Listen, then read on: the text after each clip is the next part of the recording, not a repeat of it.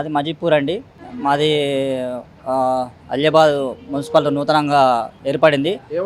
మాది 10వ వార్డు వచ్చేసినది. మా బీఆర్ఎస్ బలపరిచిన అభ్యర్థిగా మేము ఉన్నాము. మా ఊర్లో పోటాపోటీగా ఉన్నాయి.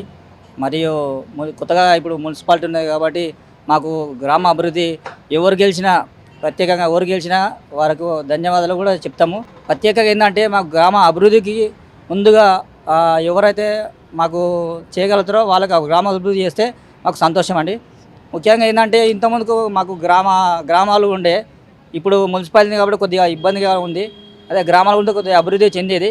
ఇంకో 5 సంవత్సరాలు ఉంటే బాగుంటుంది. కానీ ఇప్పుడు మున్సిపాలిటీ ఉంది కానీ మనం అధికారం ఇంతకుముందు గ్రామమే ఉండదు, మున్సిపాలిటీ కలిపారు.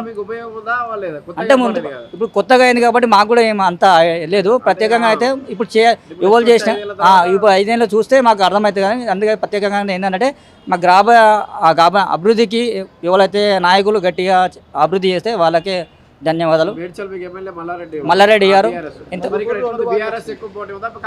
బీఆర్ఎస్ బాగా గట్టి ఉంది. మేము గెలిపించుకోవడం కూడా మేము చెప్తున్నాను.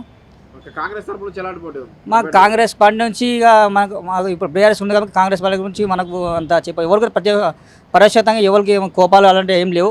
ప్రత్యేకంగా అయితే మా క్యాండిడేట్ ఉంది కాబట్టి క్యాండిడేట్ గెలిపించుకుంటాము మా యొక్క విజ్ఞప్తి.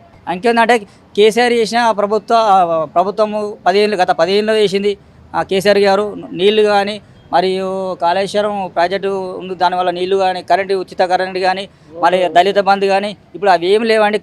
కాంగ్రెస్ ప్రభుత్వం వచ్చి కూడా మాకు ఎటువంటి మహిళలకు ఇస్తున్నారు 2500, అది కూడా ఏం లేదు.